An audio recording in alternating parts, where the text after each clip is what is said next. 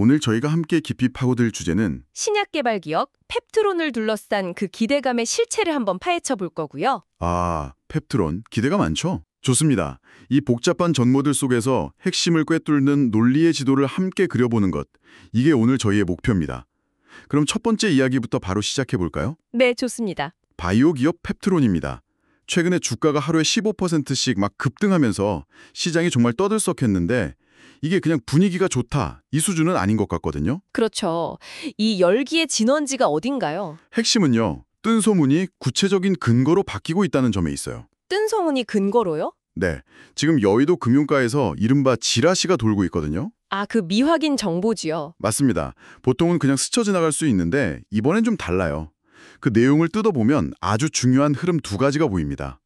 어떤 내용들인데요? 첫 번째가 기관 투자자들 사이에서 컨빅션 콜 보고서가 돌고 있다는 소문이에요. 컨빅션 콜이요. 잠시만요. 그거 말 그대로 확신을 갖고 살아, 이런 강력 매수 추천이잖아요. 네, 바로 그거죠. 근데 그런 소문만으로 주가가 이렇게 움직이나요? 투자자들이 이걸 신뢰하는 뭐 특별한 이유라도 있습니까? 아주 좋은 질문입니다. 보통은 그냥 소문일 수 있죠. 근데 이번엔 기관 투자자, 특히 투신, 그러니까 자산운용사의 매수세가 실제로 엄청나게 들어오고 있다는 게 데이터로 확인이 돼요. 실제로 돌이 들어오고 있다? 그렇죠. 이 사람들은 개인 투자자처럼 감정이나 소문에 휘둘리는 집단이 아니거든요. 철저하게 돈의 흐름, 검증된 정보를 보고 움직이는 거죠. 그렇군요. 즉, 그들 사이에서는 이 소문이 더 이상 미확인 정보가 아닌 거예요. 소수만 아는 고급 정보로 받아들여지고 있다는 강력한 신호인 셈이죠. SK팜테코와의 연관설 같은 구체적인 시나리오까지 더해지면서요. 그러니까 단순 기대감을 넘어서서 뭐 M&A나 대규모 기술 수출 같은 구체적인 그림을 기관들이 그리고 있다, 이런 말씀이시군요. 맞습니다. 그럼 그들이 기대하는 그림의 크기는 어느 정도일까요? 바로 그게 이 이야기의 하이라이트입니다. 지금 시장에서 나오는 얘기는요, 단순 기술 수출, 라이센스 아웃을 훨씬 뛰어넘는 규모예요. 훨씬 더요? 네, 자료를 보면 베테랑 펀드 매니저들조차 우리가 알던 규모가 아니다, 예상보다 훨씬 큰 그림이 진행 중이다, 이렇게 말할 정도거든요. 와, 예상보다 훨씬 큰 그림이라니 궁금해지는데요. 근데 이 기대감을 더 키우는 또 다른 성장 동력이 있다고요? 맞습니다.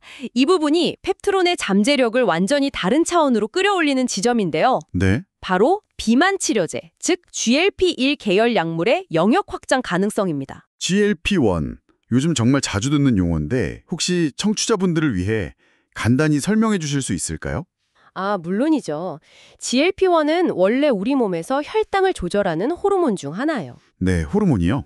근데 이게 뇌에 작용해서 포만감을 느끼게 하고 식욕을 억제하는 아주 강력한 효과가 있다는 게 밝혀진 거죠. 그래서 비만 치료제의 게임 체인저로 떠오른 거고요. 아하. 그런데 최근에 글로벌 제약사 노보노디스크가 이 GLP-1 성분 세마글루타이드가 알츠하이머 치료에도 효과가 있다는 연구 결과를 곧 발표할 거라고 밝혔어요.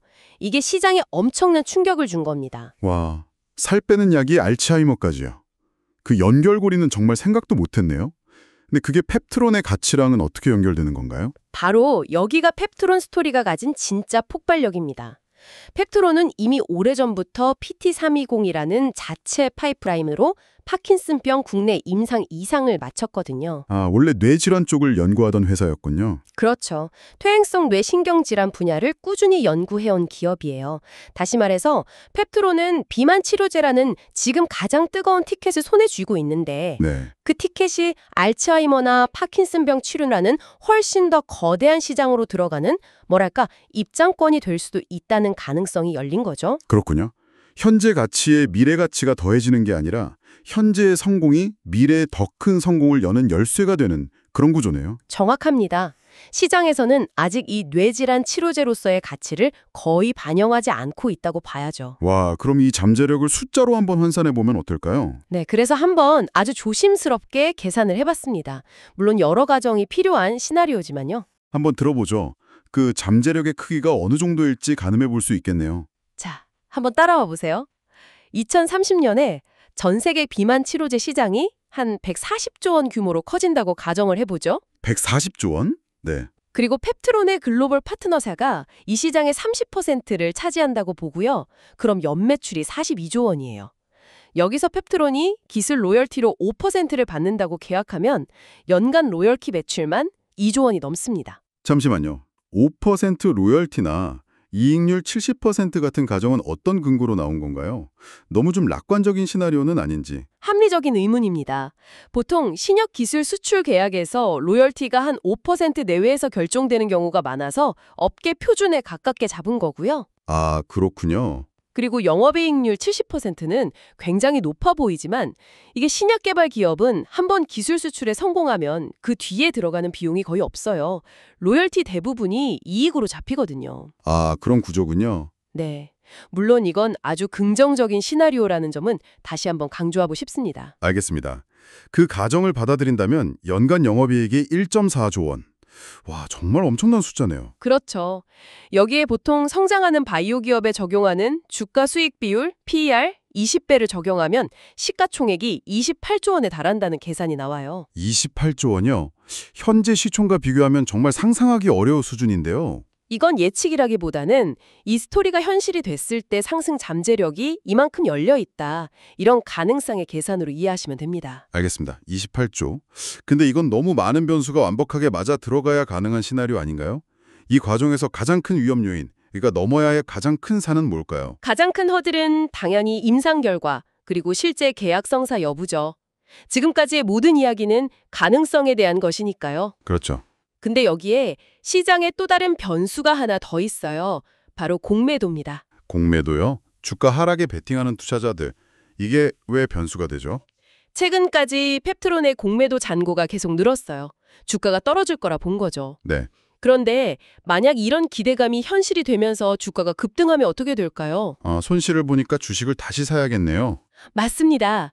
막대한 손실을 피하기 위해 주식을 비싼 값에 다시 사들여서 갚아야만 해요. 이걸 숏 커버링이라고 하는데요. 이 매수세가 더해지면 마치 활활 타는 불에 기름을 붓는 것처럼 주가 상승을 더 가속화시킬 수 있습니다. 알겠습니다. 네, 오늘 분석은 결국 아직 가격에 충분히 반영되지 않은 가치를 어떻게 발견할 것인가라는 하나의 질문으로 귀결됩니다. 홈런이냐 안타냐. 이 질문에 대한 당신의 답에 정답은 없습니다. 하지만 그 답을 찾아가는 과정 자체가 당신만의 투자 철학을 세우는 가장 중요한 첫걸음이 될 겁니다. 당신은 어떤 타자인가요? 한번 생각해 보시죠.